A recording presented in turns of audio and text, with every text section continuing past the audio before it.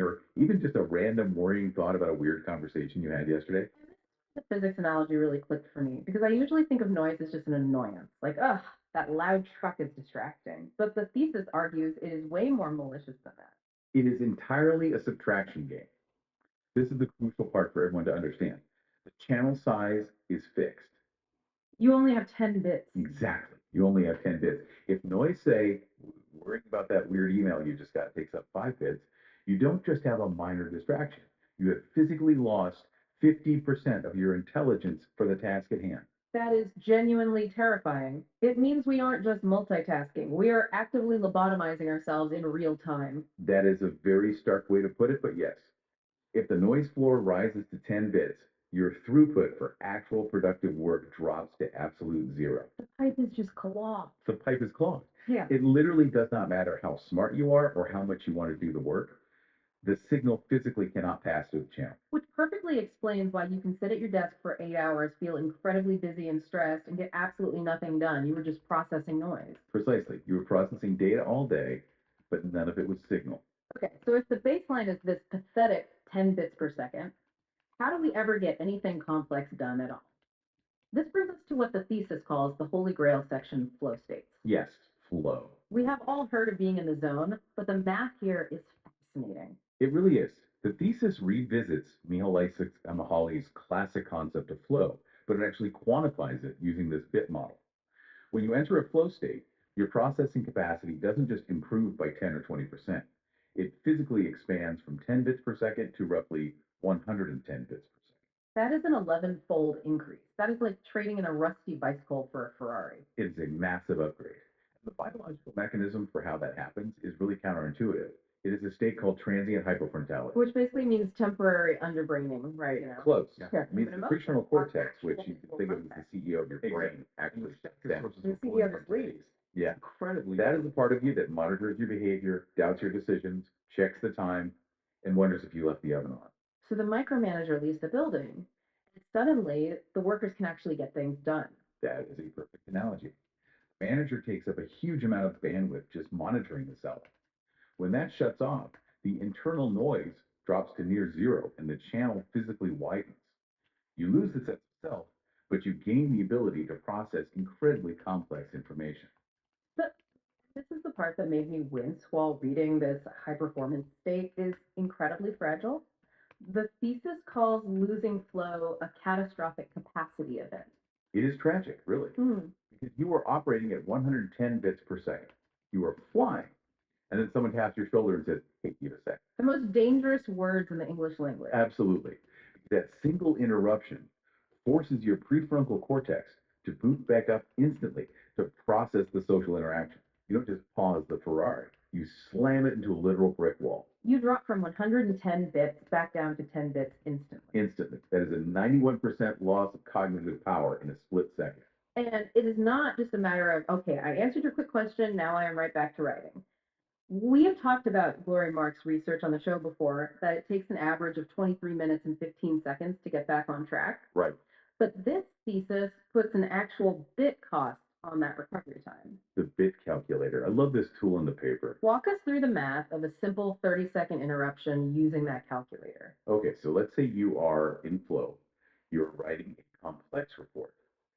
A colleague pings you on chat. You spend 30 seconds answering their question. The direct cost of that interaction is 300 bits. Seems pretty cheap, right? Yeah, bargain. Just a quick favor. But because you have been knocked out of flow, you now have to spend the next 23 minutes and 15 seconds ramping back up to that state. During that entire recovery time, you are operating at the lower baseline efficiency. Right. You could have been processing at 110 bits, but now you are stuck at 10 or 20. So you are basically calculating the opportunity cost of the lost flow state. Exactly. And when you run those numbers, the flow reentry loss comes out to roughly 132,000 bits 132,000 bits. versus the 300 bits for the actual 30-second chat. That is just insanity. It is an asymmetry of thousands of percent. It completely explains why people get so irrationally angry when they are interrupted during deep work. You know that feeling? When someone just asks a simple, innocent question and you want to scream. Oh, I know it very well. That anger is your brain subconsciously realizing It just lost a massive amount of resources. To the person asking, it was a penny. To you, they just burned down your entire bank account. We are terrible at pricing attention because we just don't see this hidden tax. Speaking of hidden taxes, I want to pivot here to how this thesis views neurodivergence. Because for a lot of listeners, this 10-bit limit might feel even tighter or more chaotic. The document refers to things like ADHD and autism, not as deficits or disorders, but as variant channel architectures. Which is a much more useful, objective way to frame it. It is simply a hardware difference.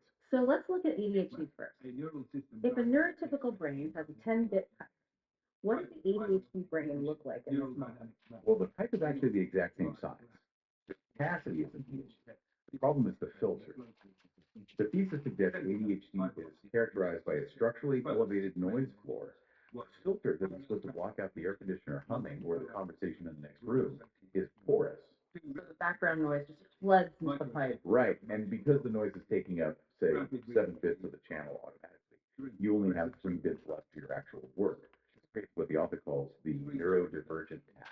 The tax on task switching, specifically. For a neurotypical brain, switching your attention from checking an email to writing a document costs about 3 bits of processing energy. It is negligible.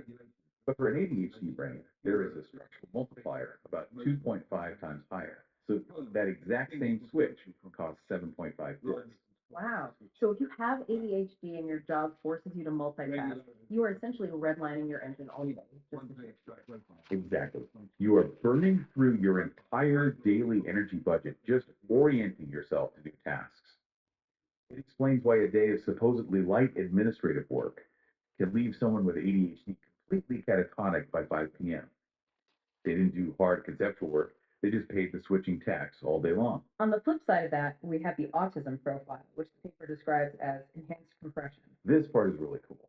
The thesis argues that autistic brains are often vastly superior at pattern recognition. And in information theory, if you can see the pattern, you can compress the data. Right, because you don't need to process every individual data point if you know the rule governing them. Exactly. A neurotypical person might see a chaotic string of numbers and have to process each one, but an autistic brain might see the underlying algorithm instantly. That is an incredibly low bit cost processing. It is highly efficient. But it relies entirely on the data actually having a logical pattern. And this is where the social aspect comes into play. Right. Social interaction is what we call a high entropy environment. It is chaotic, it is unpredictable, and it rarely follows a strict logical pattern. So those amazing compression algorithms just fail.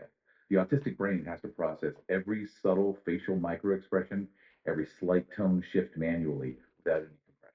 So attending a casual networking party is, computationally speaking, like running a supercomputer workload. It is essentially a distributed denial of service attack on the conscious channel. There is one more state mention for these variant profiles that I found fascinating: hyperfocus. I've always thought of hyperfocus as this amazing superpower, but the thesis frames it almost like a dangerous overdrive gear. It is a glass cannon. In hyperfocus, the channel physically widens beyond the standard 110 bits. You are fully maxed out, zero noise, 100% signal. But because you are absolutely maxed out, you have zero redundancy. You are flying at Mach 10 with no shields. Exactly. If an interruption hits you when you are that deep, a loud moment, someone demanding your attention, it causes a total system collapse. It is not just a distraction, it is a crash. The recovery time isn't 23 minutes anymore, it can literally be hours. That really validates the experience of feeling physically ill or emotionally shattered after being snapped out of hyperfocus. It is a literal neurological trauma. It is. And we really need to respect it as such in our workplaces. Okay, so we have established the hardware limits, we've got the crashes. Now let's talk about the software running on this network, which is other people. The thesis introduces something called entropy scoring for our social circles. This is where the math gets very personal. Shannon defined entropy as unpredictability or chaos in a signal. The thesis applies this directly to people. A high entropy person is erratic. Their communication is inconsistent. You never really know if they're going to be happy, sad, angry, or just confusing. And in the economy of bits, that makes them incredibly expensive to be around. Very expensive. Your brain has to subconsciously reserve a huge chunk of that 10-bit channel just to monitor them, just to predict what they might do next. Contrast that with a low entropy person. Consistent, direct, reliable. If they say good job, they mean it. If they are quiet, they are just working, not secretly mad at you. These people are cognitively cheap. I absolutely love that term.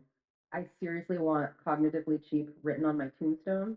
It sounds like an insult at first, but in this context, it is the ultimate compliment. It means I'm easy to process, I am safe for your bandwidth. Exactly. The thesis actually categorizes people and tools into network tiers based on mutual information, which is Okay. basically how much extra value you get versus how much it costs your brain to process them. Right. Tier A is high signal, low noise, great collaborator. And then there's Tier J. Tier J is a serious problem. These are net drains on your conscious channel. Tell us about the neighbor case study, the proximity tax. This was a brutal, real world case study in paper. The subject tracked a neighbor who would constantly stop by unannounced, talk in circles, and interrupt their work. Researchers mathematically calculated the bit cost of the interactions plus the flow recovery time. And the total damage was. Over a 6 month period, this one single neighbor cost the subject 47.83 hours of cognitive processing time. That is more than a full work week, just completely gone. Vapor. Right. And the crazy thing is, the paper also applied this to technology. They did an AI audit. Oh, right, the AI tool interaction. Yeah. The subject interacted with a poorly designed AI tool to try and solve a problem. It was so erratic, it hallucinated so much that it resulted in 241,200 bits lost. Zero mutual information. Pure tier J entropy. It is funny, but it is also deeply tragic because normally we just say, oh, that neighbor is annoying or that software is glitchy. But if you saw a line item on your bank statement that said annoying neighbor fee, $2,000, you would put a stop to it immediately. But because it is our time and attention, we just keep the costs silently. And that is exactly the power of this framework. It turns subjective annoyance into hard, actionable data. So we have a tiny 10-bit channel. We have noise constantly bleeding in from everywhere. And we have tier J neighbors and AI stealing our processing power. How do we actually fix this? The thesis proposes something called the flow fortress. This is the extreme engineering solution to the problem. I have to say, looking at some of these specific protocols, they seem a little, well, extreme. I read through the list of surprising facts and thought, okay, is this a productivity framework or a monastic cult? It is definitely extreme engineering. But the author's argument is clear. If the resource is this finite, desperate times call for desperate measures, we have to engineer the physical environment because we cannot engineer the brain. Let's go through some of these specific protocols. First one covering mirrors. The author literally suggests draping fabric over any mirrors in your workspace or home office. This goes right back to the manager of your brain, the prefrontal cortex. Mirrors trigger automatic self-referential processing. You catch your reflection in the corner of your eye, and instantly your brain boots up to ask, do I look tired? Is my posture weird? Is my hair okay?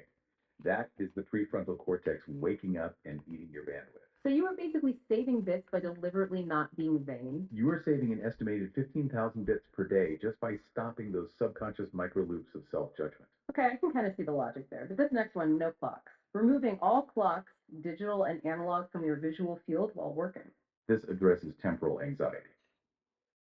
If you can see a clock, you are constantly calculating in the background. How much time is left? Am I behind schedule? Will I finish before lunch? That calculation runs on a loop, constantly consuming bits. Switching to relative time, meaning you just work on the task until the task is done, regardless of the hour, saves about 8,000 bits a day. I actually tried this one yesterday. I hid the clock on my laptop menu bar. It was surprisingly very relieving. It felt like time just expanded. But then we get to this one, which I really struggled with. No glasses. Oh, the visual blur protocol. Yeah, the author suggests that if you wear corrective lenses, you should actually take them off during deep conceptual work to deliberately blur your vision. To me, that sounds incredibly dangerous, or at least like a guaranteed migraine waiting to happen. I was highly skeptical of this one too. But the underlying logic is that high definition modern vision provides way too much ambient data. If you can sharply see the dust on the bookshelf across the room or the title of a spine on your desk, your brain has to render and process it. By taking off your glasses and blurring your vision, you are creating a physical hardware noise filter. So you are literally lowering the resolution of the physical world, so your brain's graphics card has less geometry to render. Exactly. You're downgrading the visual input. According to the author, it saves roughly 6,400 bits a day. I don't know if I am quite ready to stumble around my office blind, but I do get the theoretical point. And then there's the uniform protocol, sort of the classic Steve Jobs approach. Right, wearing the exact same outfit every single day. It saves nearly 3,000 bits just by eliminating decision fatigue in the morning. You don't have to simulate 10 different outfit combinations and social judgments in your head before you even start working. So when you stack all of these up, the covered mirrors, the hitter clocks, the blurry vision, the identical clothes, what is the actual tangible payout? Are we really saving enough bits to make a difference? The thesis estimates the aggregate savings of the full protocol between 35,000 and 45,000 bits a day. Okay, but in human terms, what is that actually worth to me? Baseline non-flow processing speeds. It equals about 1 hour of standard thinking. But, and this is the massive leverage point, if you convert that saved cognitive energy into entering a flow state, it buys you about 5 to 7 minutes of extra uninterrupted flow. I have to be honest, 5 extra minutes does not sound like a great return on investment for walking around blind and wearing a uniform every day. But you have to remember the multiplier we talked about earlier. 7 minutes of flow at 110 bits per second is computationally equivalent to over an hour of baseline slog. By saving those bits, you are buying yourself an extra hour of absolute genius level creative output every single day. Okay. When you frame it like that, an extra hour of my absolute best work daily, it sounds incredibly worth it. And if you compound that over a 40-year career, implementing these protocols saves you 500 to 600 million bits over a lifetime. That is literally the difference between having a good career and a profoundly great. It really reframes the whole open office debate we see everywhere right now, doesn't it? Oh, absolutely. If you accept this 10-bit hypothesis, the modern open plan office is mathematically indefensible. It is essentially a noise injection machine.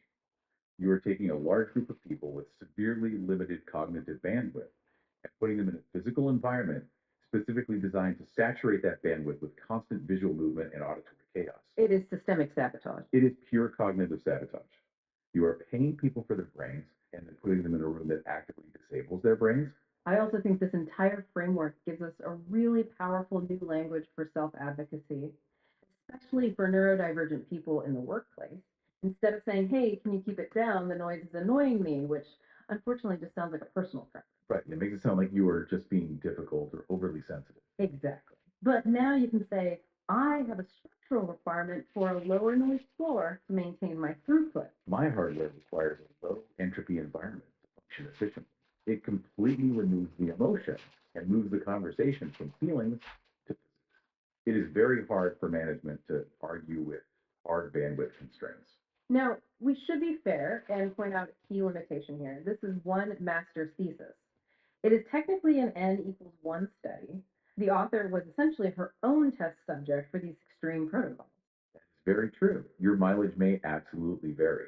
Maybe your neighbor tax is lower because you are actually more patient than the author. Maybe blurring your vision doesn't save you bits, it just gives you a massive migraine and ruins your day.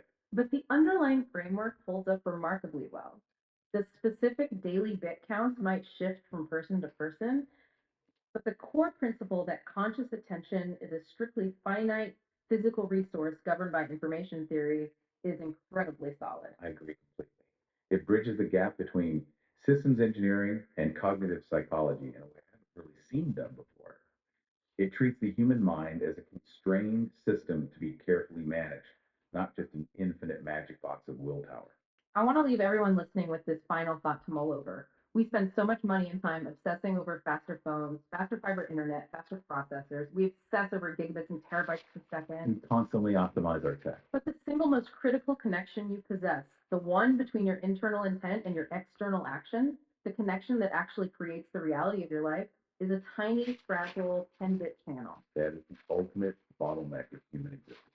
Everything you want to achieve, every complex problem you want to solve, every relationship you want to build has to squeeze through that impossibly small pipe. Your success, your happiness, your creativity, it all completely depends on how fiercely you protect those 10 bits. I couldn't have said it better myself. Guard those bits of your life. Thanks for diving deep with us today. Now go cover up some mirrors. Hey, do you all like that? Okay? To try to picture something from you real quick. Imagine a massive fire hose, like blasting water at absolutely full pressure. It is putting out enough water to fill an Olympic swimming pool in just a few seconds. That is a lot of water. Right. And that is your nervous system. Yeah. Every single second, your eyes, your skin, your ears, they're taking in roughly 1 billion bits of raw sensory data. It's a complete torrent of information. I mean, the hum of the fridge, pressure of the chair on your legs, the temperature of the room. Mm. It's all there. Exactly, 1 billion. Now, I want you to look at the other end of that system, your conscious mind, the part of you that is, listening to us right now, the part that decides what to eat for lunch, the part that does your job. How much of that 1 billion do you think actually gets through the filter? It's pretty humbling when you see the actual number. It's 10. Just 10. 10 bits per second. We are talking about a compression ratio of 100 million to 1. When I read that statistic in the source material for our deep dive today, I actually put the paper down. I had the exact same reaction. I mean, we constantly think of ourselves as these high-powered supercomputers, but our user interface is basically barely running. It really changes how you view human error, doesn't it? And that is exactly what we are getting into today. We are doing a deep dive into a master's thesis titled The Cognitive Channel. It is by Lindsay, a cognitive systems architect over at Flow Fortress Research, and it was just published this year, 2026. And the central argument of this paper is that we have been looking at focus and distraction entirely wrong. Completely wrong. We usually think of distraction as a discipline problem, like, oh, I just need to try harder or lack willpower. But this thesis applies Claude Shannon's information theory, which is the literal math and physics of how information moves through a telecom wire or the internet directly to the human brain. Right. And it proves that it is not about discipline at all. It's strictly about bandwidth. Bandwidth, yes. And to give people a really visceral sense of just how narrow this bandwidth is, you brought up a great comparison from the paper. Do you remember the 1990s? Oh, vividly.